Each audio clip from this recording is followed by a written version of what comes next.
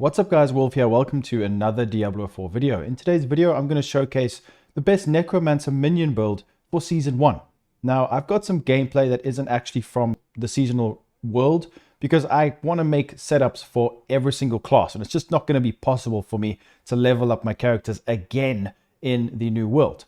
So I'm going to showcase a setup that I would use if I was going to be jumping into Season 1 for you to kind of level all the way up to 50. And then when you start your Paragon board, I'll give you some pointers into where I would spec into, because I have a level 90 Necromancer and I have made builds previously. So this should work even better now, because since the last patch, most of the items that I've been using have actually been buffed. So this setup should work really, really well. But let me know in the comments down below. So I will be making setups on all classes, and all my builds will be put exclusively onto the website Mobalytics. Link will be in the description, so go and check it out. I'll be showcasing the Malignant Hearts, obviously, because it is a season that's part of the season. So we're going to be adding those to the jewelry so that we can have really, really high buffs for this setup.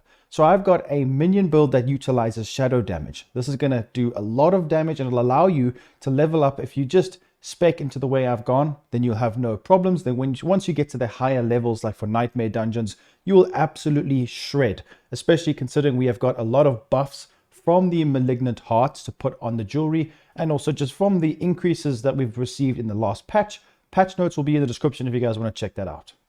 So we need to, when we're talking about gameplay, we need to think about the new Malignant Hearts. So we've got the Decrepit Aura. So when at least 5 enemies are near you, gain an aura that automatically curses surrounding enemies with Decrepify for up to 15 seconds. This is really good because we can pair it up with Iron Maiden, and then we can get more darkness damage from one of the aspects. But that's completely up to you if you wanted to go for that. Also, we got the Great Feast, which is another Malignant Heart. These can all be put in your jewelry. So each minion drains up to 2 essence per second, but deals up to 75% increased damage. That's a lot of damage. With no minions, this bonus applies to you and drains 5 essence per second, but that's with no minions. That is a lot of damage, and I feel like this is going to be incredibly powerful with a build like this. Then, the Sacrilegious. Walking near a corpse automatically activates an equipped corpse skill every second, and this can be specifically placed if you put it on your lower bar, and I think this is really good. Now, this deals reduced damage, but I still think this is going to be absolutely insane. Now, there are other hearts you can use, but from what I've looked into and what I've checked, this should synergize with the setup really well. So I kind of get into an engagement. I use my minions, I raise the skeletons, and then I heal them over time. I utilize a golem, and I feel like the golem is going to be really, really good in this situation. The one I've gone for is going to be the bone golem, which is nice. Now, I think speccing into thorns in a build is really good, especially for minions, because minions inherit around about 30-something% of your stats, and thorns transfer over really well when you use minions, because you get to select one that actually takes, your minions will inherit up to 50% of your actual thorns, and you can spec into affixes that increase this. So every time your minions get hit, and there's a lot of minions, think about that, and yourself, you get hit, the enemies get damaged. Some of the corpse bows will actually kill themselves with one-shotting themselves from shooting your minions, and your minions can't be one-shotted. So I feel like thorns with a minion build is just so good, and because we can have automatic Decrepify and corpse explosions and stuff like that going on around us, we're going to have loads of essence, and there's going to be lots of situations where your skill damage, especially your shadow damage or your darkness skills, are going to really melt everything around you. So Reap can be used up close. Then maybe, spawn corpse tendrils if you would like that. There's so many different skills you can use with this setup. Iron Maiden is a good one to go for because you've got automatic Decrepify, as I mentioned earlier. Bone Prism in case you fight a really difficult boss. Let's take a look. So the assigned skills are showcased right here. As I mentioned before, this is really up to you. Don't just copy the build, adapt it to suit your own playstyle. So the warriors that I'm going to be going for are going to be using the defenders, the shield guys. It increases the amount of thorns that defender warriors inherit from you from 30% to 50%. I think that's really, really good, and I explained that earlier. Then the skeletal mages, I've gone for these shadow ones. I think these are also quite good. It doesn't really matter. You can go for whatever you want here. Then for golems, you can sacrifice a golem if you would like to. There are some options here. Attack speed would be good. Also critical strike damage, because remember, shadow damage, especially the final passive that incorporates shadow damage, Shadow Blight I think it's called, can actually crit. So crit chance and crit damage is also very nice for your minions and yourself, because obviously your minions inherited from you, so it's good to spec into that also. But I've gone for this one. So your bone golem gains 10 maximum life, and the amount of thorns that inherit from you is increased from 30 to 50%. So I think this is really good. It's quite a, a significant increase. So those are the minions. That's the Book of the Dead. Now let's go through the gear and aspects. So I've gone for this aspect right here. You don't have to do it in this order. And there are many different ways. I think NECRO is really strong right now, and there's so many different ways you can play. Like I mentioned earlier, if you don't want to get up close with Reap, you can also use Decompose, which has a very specific aspect that really helps, you and your minions a lot. But that's dependent on you. Then, very important, guys, now if you're in season 1 and you started from fresh, there's the Razor Plate. Now, this is going to be really necessary actually for thorns. Same with using a shield. We want to use a shield and a one-hander because it gives us thorns from the shield and also lots of damage reduction and blocking, which is great. But I think for us, for this build, it's very important to try and get the Razor Plate. Up until you get it, all you need to think about is what aspect can I use to buff my minions. There are so many extra mages. You can have a golem boosting aspect. You could increase the attack speed of your minions, the damage they do, the defending that they do. Anything that goes towards your minions, you can use that in place of this. It's up to you. In place of this, it's up to you. So with the gloves aspect of the damned, so we increase shadow damage to enemies afflicted by both Decrepify and Iron Maiden. This is going to go great because of the malignant heart decrepit aura. So this will be insanely good. Extra shadow damage, which is going to be great from the miasma from the corpse explosion. I think this is quite important as well. Then aspect of the protector, you can use temerity if you manage to get that early on in the season. Damaging an enemy elite grants you a barrier absorbing up to X damage for 10 seconds. This effect can only happen once every 30 seconds. Great for survivability. I recommend this. Then the boots, number of skeletal mages is increased. You can go for mages, you can go for skeletal warriors. That's probably more important. But like I said, it's up to you. If you don't have the chest piece, you can go for more skeletal warriors as well. So you can kind of keep stacking your minions. Because remember, the more minions, it's more damage DPS.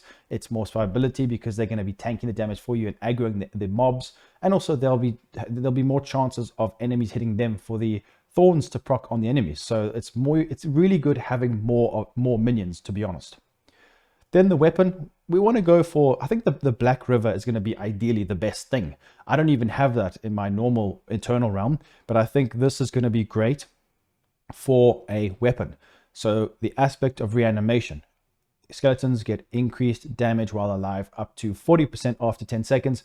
This is very powerful. I think this is very important to put here. And the amulet as well. The Frenzy Dead is really good attack speed for your minions. This is important. Lots of extra DPS.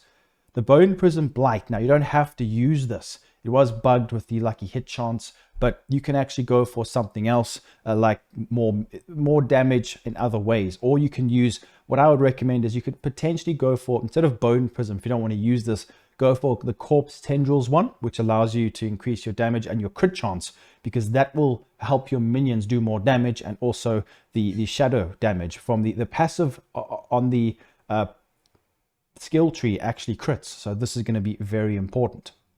So the Ring of Men Down is a must-have eventually on any minion build. It's the best in slot. So try and farm for this. Like I said before, you can use any other aspect that could help you. So for the affixes, I would go for shadow damage, darkness, skill damage, anything that buffs something like that. Crit chance, crit damage, minion attack speed, minion life, then ranks of whatever skills you want to be using.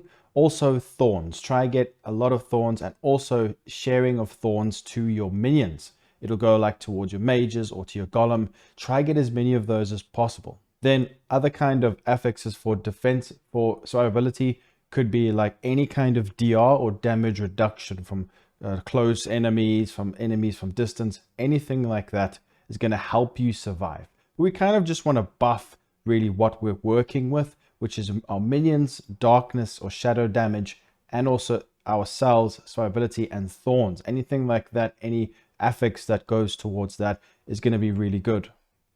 So for the gems, I've gone for this right here. This gives us damage over time, which is great for the shadow damage. Then armor, go for emeralds for thorns. Quite simple. Just remember, guys, over here on the shield, I've gone for more of an armor aspect to give myself more tankiness. So remember, try use a shield. This will give you thorns and more damage reduction, block chance. Very, very important for your minions and for yourself. Then, like I mentioned before, the hearts, I would put these in Amulet, Ring 1 and Ring 2. This will work really well. So let's take a look at the skill tree. So this skill tree is dependent on you. Like I say, don't just copy what I'm using, but give it a try because I feel like this is the best way to run it. Now, Decompose can work really well. What I've gone for Reap this time, it doesn't really matter. You can also fortify yourself here with Hemorrhage. It's completely up to you. And to be honest, a lot of times you don't actually need to use a basic skill, especially with a build like this where you're getting so much essence. You could also make use of the Bone Spear with this. I have actually made a Bone Spear minion build as well, like a hybrid, which works really well. Then right here, Sever has received a big buff. And remember when I was saying use something else instead of the Razor Plate? There's one that gives you a lot of utility from Sever. So have a look at that aspect. I don't think it's actually farmable from a dungeon, but just take a look at that. Sever is also really, really nice. So Sever could be useful when you're getting all of your essence back from using Corpse Explosion and things like that. So nothing really on this section, but over here, I think Bone Prism is really good. Like I said, it works great with minions. You don't have to go for that. And then let's take a look here. So Skeletal Warrior Mastery, Spiked Armor. Make sure this is activated for the more Thorns. This does a lot of damage, guys. Don't be fooled. Thorns is great for minions. Then Corpse Explosion, then go for Blighted, obviously for more darkness. That's going to be good. Then Grim Harvest, very important if you want to be using a skill like Sever that costs essence. Fueled by Death, this is really, really good as well because we're going to be consuming corpses all the time. Then Iron Maiden, I've gone for Horrid Iron Maiden. Then right here, Death's Embrace, 2 out of 3. And then Skeletal Mage Mastery, quite important there. Also, Necrotic Carapace, this is good. Minions will fortify, so this is very important. I recommend going for 3 out of 3 there. Then it's up to you here. I would stay away from Crippling Darkness, but these are great. I think have at least 2 out of 3 for Gloom. This is good. Then moving on to this section, Golem Mastery, quite simple, self-explanatory. And these guys, Inspiring Leader, Hellbent Commander, this is all good. Death's Defense, especially in the higher or later parts of the game. This is very important because they can get one-shotted, especially from the volcanic parts of the enemies where they spout flames. It's really annoying. Then, this is what I was talking about earlier. So the Shadow Blight passive, this can crit. That's why crit chance is very important and crit damage, especially with a darkness build. So this is going to give you a lot of damage. And what I was mentioning earlier with the jewelry, with the rings, if you guys don't have the Ring of Mandalm, there are 2 really strong aspects that incorporate Shadow Blight, this passive, that increases your damage. And that is huge amounts of damage. My previous build I posted, I went in depth with this. This is extremely powerful. And there's so many aspects that make this strong. This can do a lot of damage, arguably the best in the Shadow build. So try and go for this, and then you should have no problems utilizing this build. I think it's very easy to use. Your minions do all the damage, and you also just spam Shadow Blight all over the place. I think that's really good. Now, you're probably thinking to yourself, why haven't I used the normal Blight? I wouldn't recommend it. It doesn't do that much damage. It can give you utility with your minions and yourself. They do more damage when they hit. So you could also immobilize, but you can go for this. It's up to you. There are so many options now for Necromancer. I think you need to just test it for yourself and see what fits. Paragon board. Now, this is quite simple. You guys can come. I'm not going to go through too much detail here. I'm just going to go through what boards I've attached. I will keep updating this. I know it's season 1, so you guys probably won't get too far yet. I am level 90 on my Eternal Realm, so I'll update you and see what works. I'll keep testing. So I've gone for this glyph right here, which is going to be the Warrior glyph. This is just buffing minions, as you can see the bottom there. Get everything activated in there. This requires Dexterity, which is pretty good and easy to get there. Then I've attached the Cult Leader, and this is the way that I have spec'd into it. We've branched off from the left to the right. We're trying to get all of these rare nodes. Resistances, minion armor, minion life, minion damage for your skeletons, for your mages, but try and get the legendary node at the bottom so you can activate that sooner rather than later. Then branch up here.